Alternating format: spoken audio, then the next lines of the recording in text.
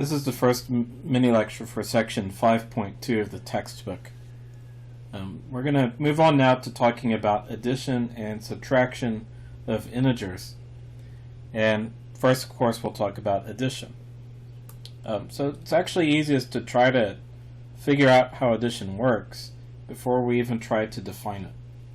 So let's use colored counters to illustrate the sum 8 plus negative 3. You know what is the answer? We don't even know that yet, but let's just draw a picture of it, and then the picture should tell us the answer. So we'll use colored counters. So remember, there's lots of ways of representing each of these two numbers using colored counters, but we'll just use the simplest one in each case. Positive 8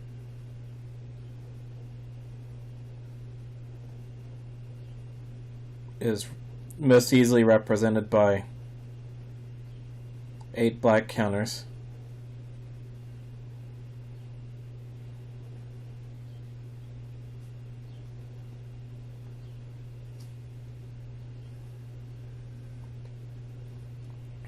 And I'm adding that to negative 3. So it's 3 white counters. I put them all together. And then what is that in all? Well, it's 8 black and 3 white. 3 of the white cancel out 3 of the black, and that leaves me with 5 black. So this illustrates that 8 plus negative 3 is positive 5.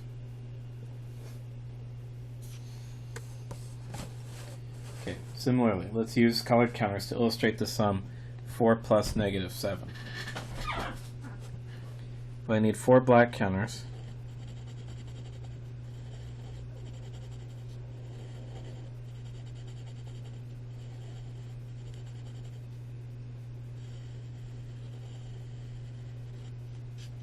Seven white counters.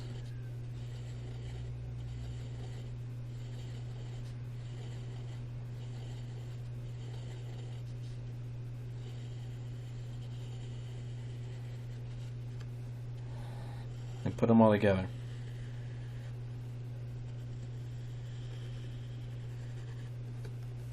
Okay, well, these 4 black cancel out with 4 white. That leaves me with 3 white. So the answer to this is negative 3. 4 plus negative 7 is negative 3. Okay, then the last type of sum we could do is a negative plus a negative. So let's try negative 3 plus negative 4. That means you just put 3 white counters with 4 white counters.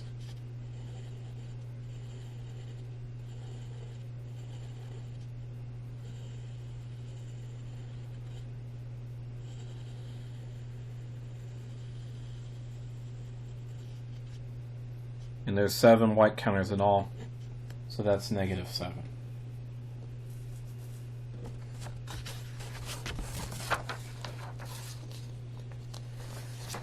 Okay, so here we have the actual definition. I would look over it carefully on your own. I won't go through each and every point. One thing I'll point out, though, is that in these 3 sums right here, we are performing addition of integers by performing some addition or subtraction of whole numbers, which we already understood, and then possibly adding a minus sign at the end of that. So in each case here, see, I'm adding positive numbers. Here I'm subtracting a smaller positive number from a larger one, and same thing here. In the first and the third case, I'm adding a minus sign. So this allows us to define addition of integers using things we already understood, which was addition and subtraction of whole numbers, and the opposite operation, the minus sign. We also have properties of addition of integers. Look over that carefully and compare it with the same properties we had from the last semester in chapter 2. Okay, there we had properties of addition of whole numbers. There's one new property that we did not have before, which was this existence of negatives. That's the new one. Now for each integer there's an opposite so that the two add up to 0, which is the additive identity. So make sure you review this from the first semester and compare these properties with those. Okay, so let's talk about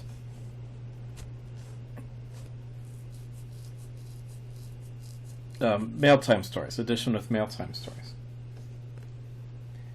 Okay, for example, at mail time you receive a bill for $6 and a check for $15. Are you richer or poorer, and by how much? So first let's answer the question. So if I'm asking or answering this question in a elementary school environment, I probably don't want to bring positive and negative stuff into this. The point is to get around that. This is supposed to work for someone that doesn't know anything about positive and negative. Okay, and we can answer the question without knowing all that stuff. Okay, I got a bill for $6. That means I lost 6. I get a check for 15. That means I get 15. Well, the difference is $9. So in all, I'm going to go up $9. So the answer here is that we are richer by $9. And that's the answer to the question. But let's talk about what this represents. Yeah, I'm getting two things. That means I'm adding.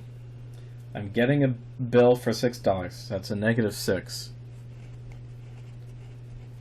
And I'm getting a check for 15, so that's a +15. I don't need the parenthesis there, sorry.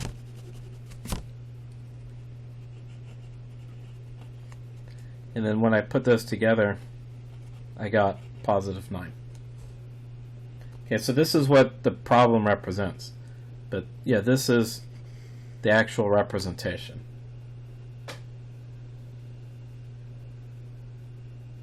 Okay, next, let's write a mail time story for the sum 26 plus -17. Make sure to state the answer. So we would say at mail time,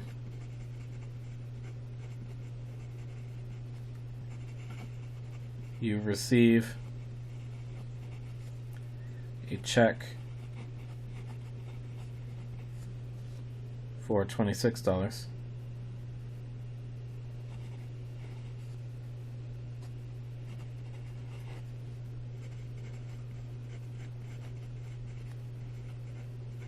And a bill for $17.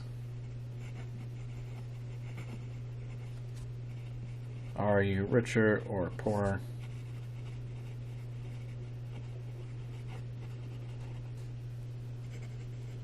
And by how much? Well, here the check was larger than the bill. So we're going to be richer by, let's see, the difference is 9. So richer by $9.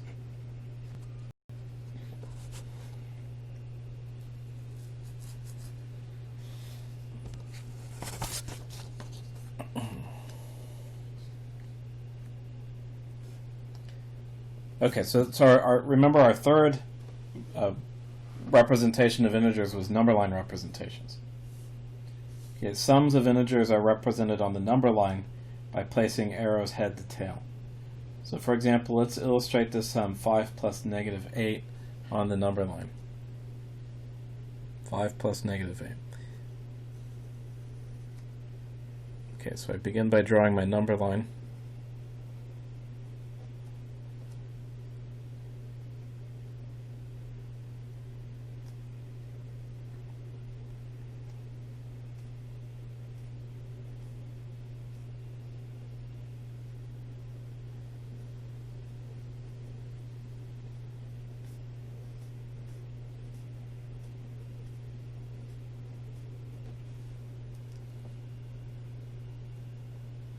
Okay, so 5 plus -8. So 5 is an arrow that points from left to right 5 units. And we'll start at 0. And the -8 points from right to left 8 units. So I'm going to place it, head to tail, like we set up here. And that means its tail is going to be on 5.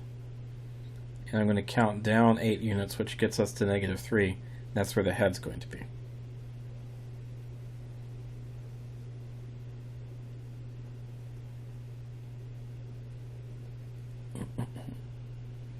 And so there's our answer, -3. Or again, let's try this -3 plus -4 on the number line.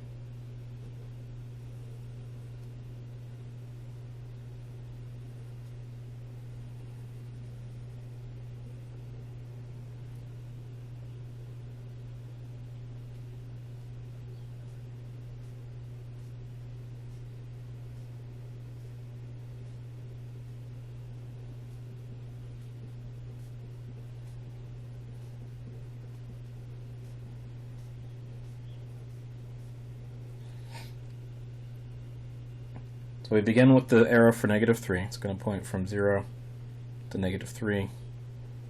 And then head to tail, I need an arrow for -4. So we count down 4 more units, which gets us up to down to -7. So there's a -4. And the answer, of course, is -7.